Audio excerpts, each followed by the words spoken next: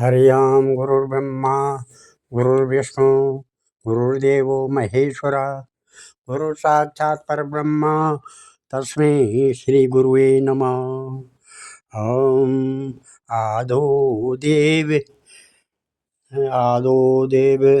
देवगर्भजननम गोपी गृहे वर्धनम मायापूतन जीवतापहरणम गोवर्धनोद्धारणम कंसच्छेदन कौरवादिहननम कुन्तीसुतापालनम्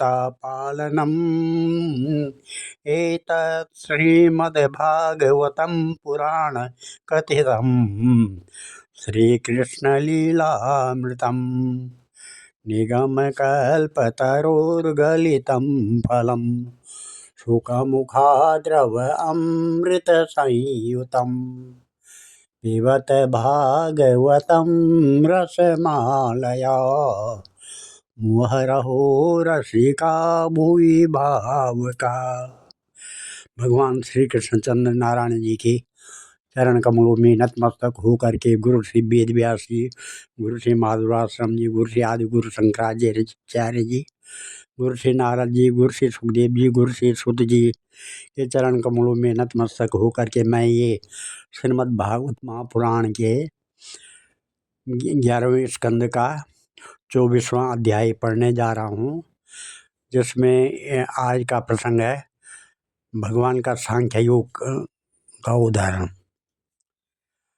श्री भगवान उवाच अथ ते संप्रवक्ष्यामि सांख्यं पूर्वाभिनिश्चितं यद् विज्ञाय पुमान् सद्यो जह्याद् वैकल्पिकं भ्रमम् आसन् ज्ञानमथो यार्थम् एकमेवा विकल्पितं यदा विवेक निपुणा आदौ कृतयुगा युगे युगे तन्माया फलरूपेण केवलं निर्विकल्पितं वामाङ्गनो गोचरं सत्यं द्विधा समभवद्व्यत् तयोरेकतरो यार्थं प्रकृतिशोभयात्मिका ज्ञानं त्वन्मयो भाव पुरुषो अविधीयते तमो रजः सत्यमिति प्रकृतिरेरभवन् गुणा मया प्रक्षोभ्यमाणायां पुरुषानुमतेन च तेभ्यो समभवत्सूत्रं महान् सूत्रेण संयुता ततो विकुर्वतो जातो अलङ्कारो विमोहन वैकारिकास्तैजस्यातामसत्येत्यहं त्रिवित् तन्मात्रेन्द्रियमनसां कारणं चिन्मया अर्थस्तन्मात्रिका यज्ञे तामसाद्रियाणि च तेजसा देवता आसन् एकादश वा वैकृतात् मया संचोदिता भावा सर्वे सत्यकारणा अंडम उत्पादयामासुर्म मायतन्नम उत्तमं तस्मिन्नेहं समभवमण्डे सलिल संस्थितो मम नाभ्यां भूतपद्मं विश्वाख्यं तत्र चात्ममो सोऽसिज्य तपसा युक्तो रजसा मदनुग्रहात् लोकान् सपालान् विश्वात्मा भूर्भुवः स्वरिति त्रिधात्। श्री भगवान श्री कृष्ण कहते हैं कि प्यारे उद्धव, अब मैं तुम्हें सांख्य शास्त्र का निर्णय सुनाता हूँ। प्राचीन काल के बड़े बड़े ऋषि मुनियों ने इसका निश्चय किया है। जब जीव इससे भली भांति समझ लेता है तो वह भेद बुद्धि मूलक सुख दुख आदि रूप भ्रम का तत्काल त्याग कर देता है। युगों से पूर्व प्रलय काल में, आदि सत्य युग में और जब कभी मनुष्य विवेक निपुण होते हैं, इन सभी अवस्थाओं में यह संपूर्ण दृश्य और दृष्टा जगत और जीव विकल्प शून्य किसी प्रकार के भेदभाव से रहित केवल ब्रह्म ही होते हैं। इसमें संदेह नहीं कि ब्रह्म में किसी प्रकार का विकल्प नहीं है। वह केवल अद्वितीय सत्य और मन और वाणी की उसमें भी गति नहीं है। वह ब्रह्म ही माया और उसमें प्रतिबिंबित जीव के रूप में दृश्य और दृष्टा के रूप में दो भागों में विभक्त हो गया। उनमें एक वस्तु को प्रकृति कहते हैं, उसी ने जगत में कार्य और कारण का रूप धारण किया है। दूसरी वस्तु को, जो ज्ञान स्वरूप है, पुरुष कहते हैं, उद्धव जी, मैंने ही जीवों के शुभ अशुभ कर्मों के अनुसार प्रकृति को क्षुब्ध किया। तब उससे सत्व और रज और तम, ये तीन गुण प्रकट हुए। उनसे क्रिया शक्ति प्रधान सूत्र और ज्ञान शक्ति प्रधान महतत्व प्रकट हुए। वे दोनों परस्पर मिले हुए ही हैं। महत्व में विकार होने पर अहंकार व्यक्त हुआ।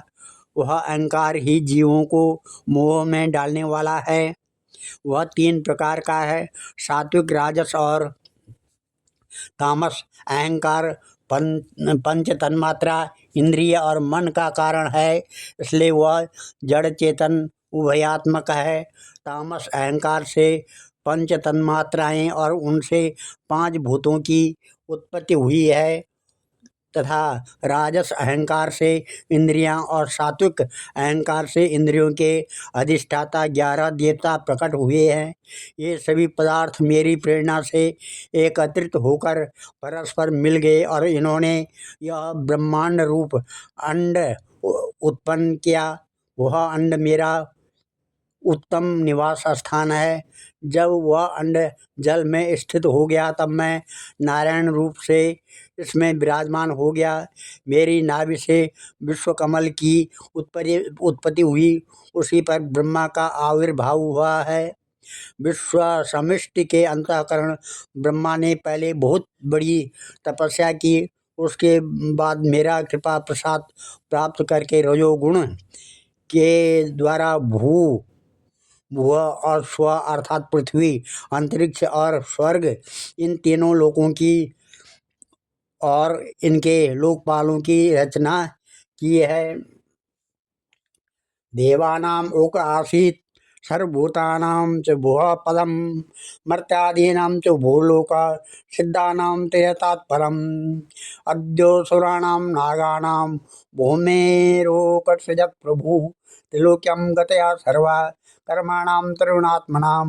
योगस्य तपसश्चैव न्यासस्य गतयो मला, महार्जनस्तपः सत्यं भक्तियोगस्य मद्गति। मया कलात्मनां धात्रा कर्मयुक्तम् इदं जगत् गुणप्रवाह एतस्मिन् उन्मज्जति निमज्जति। अणुबृहत् कृशस्थूलो यो यो भावः प्रसिद्ध्यति। सर्वोऽप्युभयसंयुक्ता प्रकृत्या पुरुषेण च, यस्तु यस्यादिरन्तस्य सर्वे मध्यं च तत्सन् विकारो व्यवहारार्थो यथा तेज समा सपार्थिवा। यद पादाय पूर्वस्तु भावो विकुरुते परम, आदिरंतो यदा यस्य यत् सत्याभिधीयते। प्रकृतेया सोत्पादना आधार पुरुषा पराः, सतोऽभिव्यक्त कालो ब्रह्म तत्रैयं त्वहं। सर्ग प्रवर्तते तावत् पौर्वापर्येण नित्यसा, महान गुण विसर्गार्था स्थ्यन्तो यावदीक्षणं। विराणामया साधमानो लोककल्प विकल्पक, पंचत्वाय विशेषाय कल्पते भुवनेशः। अन्ने प्लीयते मर्त्यम् अन्नं दाना सुलीलये, दाना भूम प्लीयन्ते भूमि गंधे प्लीयते। इस प्रकार से देवताओं के निवास के लिए स्वर्गलोक, भूत प्रेत आदि के लिए भुवलोक, अंतरिक्ष और मनुष्य आदि के लिए भुवलोक, पृथ्वीलोक का निश्चय किया गया। इन तीनों लोकों से ऊपर महलोक, तपोलोक आदि सिद्धों के निवास स्थान हुए। सृष्टि कार्य में समर्थ ब्रह्मा जी ने असुर और नागों के लिए पृथ्वी के नीचे अतल, वितल, सुतल आदि 7 पाताल बनाए। इन्हीं तीनों लोकों में त्रिगुणात्मक कर्मों के अनुसार विविध गतियां प्राप्त होती है। योग, तपस्या और संन्यास के द्वारा महलोक, जनलोक, तपोलोक और सत्यलोक रूप उत्तम गति प्राप्त होती है, तथा भक्ति योग में मेरा परम धाम मिलता है। यह सारा जगत कर्म और उनके संस्कारों से युक्त है। मैं ही काल रूप से कर्मों के अनुसार उनके फल का विधान करता हूँ। इस गुण प्रवाह में पढ़कर जीव कभी डूब जाता है, कभी ऊपर आ जाता है, कभी उसकी अधोगति होती है और कभी उसे पुण्य गति, उच्च गति प्राप्त हो जाती है। जगत में छोटे बड़े मोटे पतले जितने भी पदार्थ बनते हैं सब प्रकृति और पुरुष दोनों के संयोग से ही सिद्ध होते हैं। जिसके आदि और अंत में जो है वही बीच में भी है और वही सत्य है। विकार तो केवल व्यवहार के लिए ही की हुई कल्पना मात्र है। जैसे कंगन कुंडल आदि सोने के विकार और घड़े सकोरे आदि मिट्टी के विकार पहले सोना या मिट्टी ही थे, बाद में भी सोना या मिट्टी ही रहेंगे, अतः बीच में भी वे सोना या मिट्टी ही हैं। पूर्ववर्ती कारण महतत्व भी जिस परम कारण को उपादान बनाकर ऊपर अहंकार आदि कार्य वर्ग की सृष्टि करते हैं वही उनकी अपेक्षा भी परम सत्य है। तात्पर्य यह है कि जब जो जिस किसी भी कार्य के आदि और अंत में विद्यमान रहता है वही सत्य है। इस प्रपंच का उपादान कारण प्रकृति है, परमात्मा अधिष्ठान है और इसको प्रकट करने वाला काल है। व्यवहार काल की यह त्रिविधता वस्तुतः ब्रह्म स्वरूप है और मैं वही शुद्ध ब्रह्म हूँ।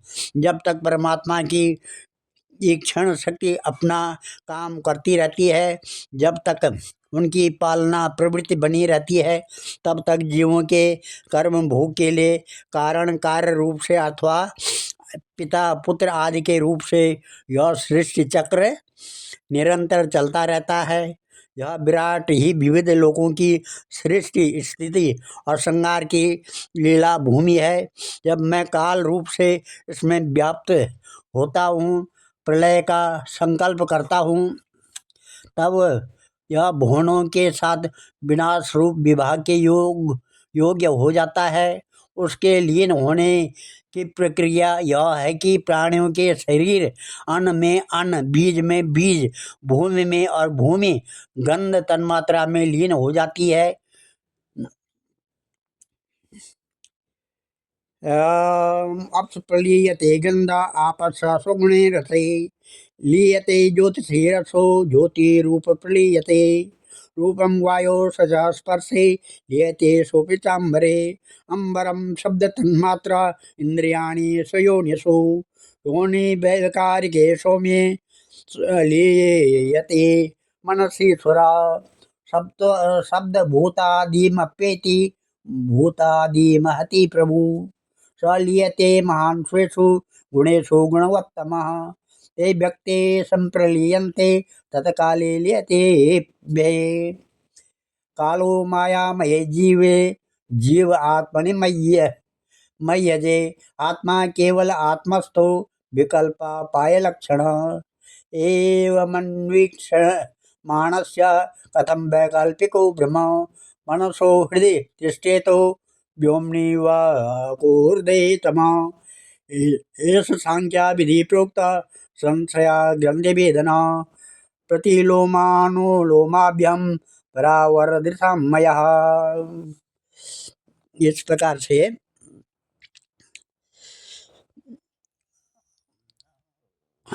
गंध जल में, जल अपने गुण रस में और रस तेज में और तेज रूप में लीन हो जाता है। रूप वायु में, वायु स्पर्श में और स्पर्श आकाश में तथा आकाश शब्द तन्मात्रा में लीन हो जाता है। इंद्रियां अपने कारण देवताओं में और अंततः राजस अहंकार में समा जाती है सौम्य। राजस अहंकार अपने नियंता सात्विक अहंकार रूप मन में शब्द तन्मात्रा पंचभूतों के कारण तामस अहंकार में और सारे जगत को मोहित करने में समर्थ त्रिविध अहंकार महतत्व में लीन हो जाता है। ज्ञान शक्ति और क्रिया शक्ति प्रधान महतत्व अपने कारण गुणों में लीन हो जाता है। गुण अव्यक्त प्रकृति में और प्रकृति अपने प्रेरक अविनाशी काल में लीन हो जाती है। काल मायामय जीव में और जीव मुझ अजन्मा आत्मा में लीन हो जाता है। आत्मा किसी में लीन नहीं होता है, वह उपाधि रहित अपने स्वरूप में ही स्थित रहता है। वह जगत की सृष्टि और लय को का अधिष्ठान एवं अविधि है। उद्धव जी, जो इस प्रकार विवेक दृष्टि से देखता है, उसके चित्त में यह प्रपंच भ्रम हो ही नहीं सकता है। यदि कदाचित उसकी स्फूर्ति हो भी जाए तो वह अधिक काल तक हृदय में ठहर कर सकता है। क्या सूर्योदय होने पर भी आकाश में अंधकार ठहर सकता है? उद्धव जी, मैं कार्य और कारण दोनों का ही साक्षी हूँ। मैंने तुम्हें सृष्टि से प्रलय और प्रलय से सृष्टि तक की सांख्य विधि बतला दी है। इससे संदेह की गांठ कट जाती है और पुरुष अपने स्वरूप में स्थित हो जाता है। आज मैं इस अध्याय को यहीं पर समाप्त करता हूँ और इस कथा को यहाँ पर विराम देता हूँ। कल 25वां अध्याय 3 गुणों की वृत्तियों का निरूपण इसका प्रसंग है। यं ब्रह्मा वरुणेन्द्र रुद्रमरुता स्तवन्त दिव्येष्टवे वेदे साङ्गपदक्रमोपनिषदे गायन्ति यं सामगा ध्यानावस्थिततद्गतेन मनसा पश्यन्ति यं योगिनो यत्साङ्गं न विदो सुरासुरगणाः देवाय तस्मै नमः। ॐ नमः ध्येयं सदा परिभवग्नमविष्टदोहं तीर्थात्पदं शिवभिरञ्जनुतं शरणं भृत्यातिहं प्रणतपालभवाब्धिपोतं वन्दे महापुरुषते चरणारविन्दं। सर्वे भवन्तु सुखिनः, सर्वे सन्तु निरामयाः, सर्वे भद्राणि पश्यन्तु, मा कश्चित् दुःखभाग् भवेत्। धन्यवाद।